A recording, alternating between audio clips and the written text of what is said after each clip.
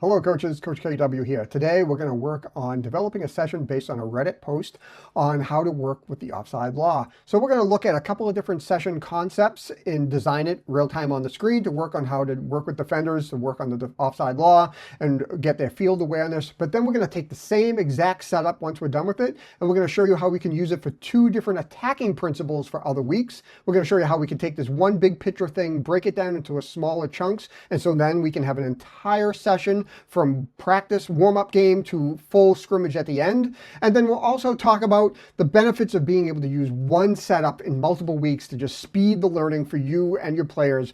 And now you have a whole macro cycle of 3+ weeks in this one drill setup. So let's go. Hello coaches, welcome back. Coach KW here. Hope you're all well after a couple of weeks of recuperation at the end of the season. I'm back. It was a great end of the season after feeling slightly depressed about how things were going. My kids turned it around the last 3 weeks in practices and games. Maybe we'll do a video review if you'd like to see that. Get down in the comments, it'd help. But today what I'm going to do is I'm going to do something I'm not that great at, which is session design. Now, I'm not great at it in the traditional US soccer grid style. If you've ever taken a course, there's a ton of detail, like how many minutes, how much rest. I'm not great at that. But I am pretty good at the big picture. If you've watched any of my videos, you probably know that's where my brain goes, is the big picture and not the details. And that's what we're going to look at today. I participate pretty heavily in a subreddit, Soccer Coaching Resources. We'll pull it up here.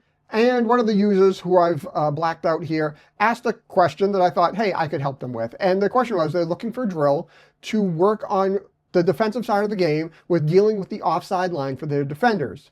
Now, interestingly, then in the next sentence they say, but I'd also like to work with the attackers to do this, to work on passing and breaking the line. So let's talk about that first when we're looking at this. So my first comment to you and for this person I said when I wrote back was, when coaching, you only coach one side of the ball. If your session is about defense, coach only defense, because all the players on the field, especially at the youth level, are going to be defenders at some point, whether in the drill or in games. And so you do not want to mix your messages once going on. Resist the temptation to have yourself or an assistant coach work with the attackers to try to defeat the thing you're trying to coach success in on the defensive side of the ball. Vice versa, when we go the other way, if you're teaching attacking, do not mix messages with your players and say, okay, this is how you can defeat this as defenders. It just confuses them, and it actually works against your favor. So as strong as that, sometimes that urge can be, resist that. So step one, work one side of the ball. Second, the ideas I wrote down for him and which we're going to demonstrate can work on both sides of the ball. So what we're going to do is I'm going to show you my thought process of what I did and what I wrote out to him. I gave him one idea and I thought of a second idea. I'm going to show you how we can work that in the defensive side. And then after that, we'll talk about how we can then use it in subsequent weeks to work on two different attacking principles. So that's in this video as well. And lastly, because I always go to the big picture, I'm going to show you how I designed the big picture concept first, and then I can take that and break it down to a smaller sided game. And now from those two pieces, I have an entire session. I can have a welcome game when they show up. I can do the small sided games to introduce the concept. I can do the large format game to get the concept across in a bigger field. And then we can just run a scrimmage at the end to see if those things that we ran in the session get actually used in the actual drill. So I'm going to cover all that in this video. We're going to go to the tactics board and we'll go from there. Let's go. Okay, so when I think of session design, for better or worse, I go straight to the big picture, the large format game, because I first think about how the big picture goes. If you've watched any of my videos, you're probably not surprised in any way, shape, or form that that's the way I think, because that's just natural how I go. So I tend to go to the big picture and then shrink it down. So that's what we're going to do here. So if I'm going to start thinking about lines, I'm going to think about grids, because offside line is an imaginary line. And so if I'm developing a training game, my mind first went to, can I create some artificial grids on the field that we can use to help train our players to step up? So my first thing here is, you can see I've got those 6 cones spaced out across the field. I'm going to use these to create these artificial zones. I'm going to make basically splitting the field into 4 sections, 4 equal sections. Now you'll see later on that we can make those sections unequal. You can also see I've got this set up for the big picture, 7v7. So let's say you have a 9v9 or 11v11 team. This is probably how you could set up your players if enough players showed up. You can also make this with smaller numbers or bigger numbers, but you get the idea behind it. But now that we have lines, we're now going to look at how do we then manipulate the team with these constraints to get the desired outcome we want. And so now my thought process is, how can I get my defensive line to step up to make sure they are not hanging back when the play goes forward? So my first set of restrictions that I think about here is simply just a modification to the game. And that's what we're doing, is we're putting constraints on the players to artificially change their behavior to help them condition to the cues and such that will get them to do this when the constraints are removed. And so my first constraint here is I'm now saying that in order for a goal to count, everyone but the goalkeeper needs to be beyond this last zone, this zone at the end here. So what this does is now it forces the defense to take a position to move up the field when we're in possession, to get them out of the habit of perhaps standing statically in the back once they've played the ball forward. We've all seen teams and players that once the ball moves forward, the defenders just kind of hang out in the back. Some coaches, inexplicably, I've played teams as recently as a couple of weeks ago where they basically told the defenders never leave the top of the box. That's absolute suicide, I'm sorry to say. Let's condition our players to feel like, hey, when the ball goes forward, we also have to go forward. Perhaps once you've done that for a little while, you can even get to the point where you either move these zones closer in, or even, for that matter, just use the halfway line. So now you can say, hey, now a goal doesn't count until everyone, including the defenders, is over the halfway line. So that makes it a much more difficult proposition for your team to get a winning goal if you come across, if you don't get all your players up there. But the condition it does is it starts to get your players to get pushed forward once the ball goes forward. Now, when the ball turns over, natural offside is in play because we're not going to have goal hanging even with these lines. Although I understand at 7v7 with some leagues with the build-out line, the build-out line becomes the place where offside goes. If that's the rule you're in, then maybe you can mimic that. I like the build out line for the purpose of giving teams the ability to learn how to build out without going immediately to just long ball all the time. I don't love it to be the offside, but however your rule works, if that's the case, then you also then are training your defenders to be like, hey, when the team loses the ball, you need to find where that forward is and make sure you track back. So when you have this rule in place, let's say we're playing with the natural offside rule, now one of your coaching points for your defenders on learn how to play with an offside line or offside trap is when to keep your line or step and when is it you have to drop. And the usual wisdom for this is there pressure on the ball? If this player has no pressure on the ball and you've got runners, players like this player has plenty of time and space to pick the head up and pick out a pass. And now maybe they're playing this ball over the top and a good run is beyond. So your coaching point now is for, again, teaching players how to deal with the offside line is, hey, when do we stay? When do we step? And when do we drop? When we see that this player has plenty of time to look up and make a pass, this is where you start to drop. It's pretty obvious when a player is about to kick a long ball. You can usually read it and see it in their body language and the way they're approaching the ball to kick it. If there's plenty of pressure on the ball and this player can't get their head up and can't make that long pass, now that's the cue. Those are the conditions where now you're teaching your team, hey, read the situation, see the cue, understand that you don't need to stop running back to your goalkeeper, because if you've already have your players here and this player strays offside, this player here isn't probably going to be able to pick that pass out. They're probably going to have to make another pass before this ball gets forward. So using a zone game might be a great way to get your players to understand the cues and the situations in the game for A, when we have to move forward and we have the ball, and B, when we need to drop, because that's really what we're working on with the defensive line.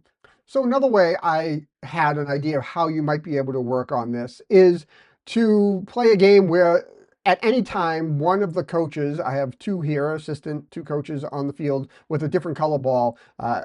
If they're yellow, you might have red, blue, whatever color ball you have. But the idea here is at some point during this practice or this game, you call out switch, or maybe like if it's a yellow ball, you call out yellow ball and you play this ball in to the team that's defending. So now the red team has to immediately drop what they're doing and look to see where the danger is, because now all of a sudden, let's say the ball is way down here and we're working in the final third, but your coach calls yellow ball and now gives it to this midfielder that's way up here. Well, now the defensive shape might be all over the place. And so here's a way where you can quickly change the dynamic of the game.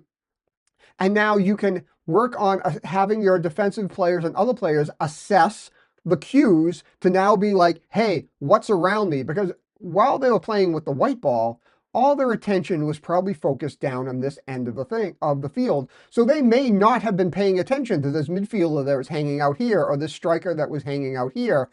And so what you're trying to do now in this type of game is not only get your team to be more aware of the cues when the situation changes, but also to be aware of the larger field while you're playing the game, even though all the action might be down here in the attacking third corner. You want your center backs and maybe your defensive midfielders and such to be aware of where other players are hanging out. Because how many times have we seen teams where the defenders have gone someplace and they've literally not paid attention to this winger that's hanging out here, the ball turns over and this player's on a breakaway and your defenders were like, where did he come from? Well, he was standing there the whole time. They just never paid attention.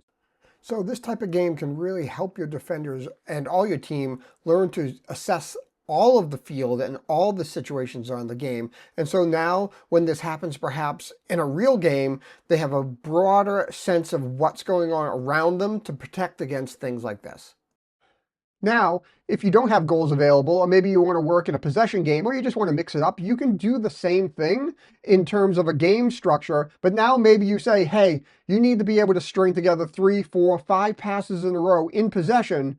But in order for the counting to start, all the players have to be inside certain zones. So maybe it's, again, you start with, maybe you got to get all players within the final 3 zones here so you can count these passes, versus if you've got somebody who's stuck here and you make passes, it doesn't count. And again, you can then make it harder or easier. You can use the halfway line to make those zones, or maybe you shrink the distance between the center line and these zones like this.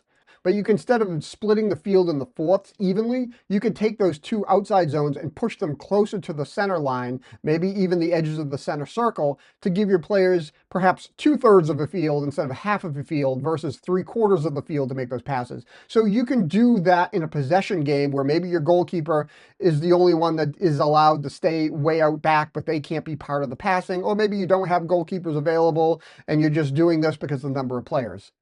So how would I make this work for a smaller number of players? It's actually pretty straightforward, I think.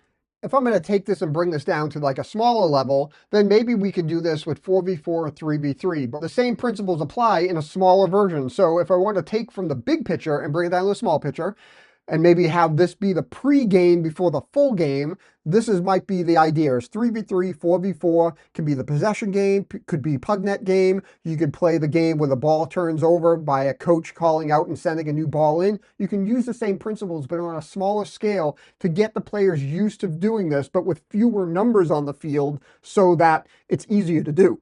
So now if we look at the whole session and how we might stage this, I would probably have some sort of welcome game or welcome activity as the players come in, whether it's just a regular game, because you can already have the 2 small fields set up. And, when 2 players show up, you play 1v1. And as they keep showing up, it's 2v1, 2v2, etc., etc.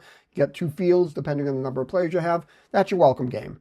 Then your first activity is you introduce the zones, and whether you're playing possession or to goals, you make that stipulation. Goal doesn't count or possession doesn't count till all players are inside this part of the field or that part of the field using the zones, talking about getting all the players up the field. Then you can bring them all together, use the whole half of the field, play the same sort of game with a bigger formation, and talk about, now we're talking about when to step, when to drop, when to hold the line, all those sort of things. So now you can use those coaching points. And then you take away the restrictions, and you now just finish with an actual game in the same format. And you see if those principles start to be applied to the game when there's no artificial constraints put on the game.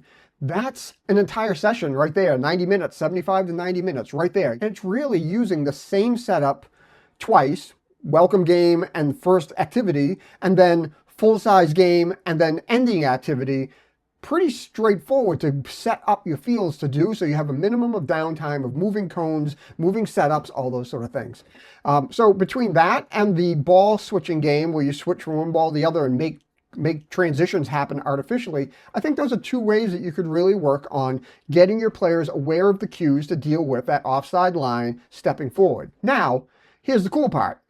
That same format can be used now in another week to now turn your focus onto your attacking players on that transition. When the ball turns over, how can you find passes and time runs and make runs behind to beat that offside trap? So you've trained your players on how to defend. So now when you switch to offense, those defenders are going to be a more realistic challenge for your attackers going the other way. So now you can spend a week working on how to break the press, how to break lines with passes and runs. Can a 1v1 then turn a situation to breaking a line because now you've made an odd man situation where now you're playing 2v1 around the defender? You can work on those concepts with the exact same setup of the field. Thirdly, you can also work on building attacks with your entire team. Too many times, especially in 7v7 and 9v9, it turns into a basketball game. It's up and down the field, back and forth, back and forth. As you get to 11v11, you can't play that way. You cannot play the game like a basketball game, streaking up and down the field. It's just impossible, especially at the youth level. So you really need to build patience into your team to be able to bring more players into the attack and bring the entire field up. Well, that first condition in that first game we talked about, where the goal doesn't count until all the players are over a certain zone, is naturally going to delay your attackers because they can't just go streaking down the field and not have the rest of the team involved. So now you are building naturally the ability of your team to control the ball in the attack versus just constantly running out of room, out of bounds, easy pickup for the keeper, and it comes back the other way, back and forth. One drill, one concept, or really two concepts, say, to break the lines, and then be able to use that for both defensive and offensive. I hope you found this kind of walkthrough and think helpful. Again, it's not my strong point, but the more I do it, the better I get at it. And again, maybe you see something in this that you would think you might do differently, put it in the comments, because again, we're here to help each other, and that would be super helpful. Other than that, I hope you found this useful. I'll see you out there in the field hopefully real soon. Bye-bye.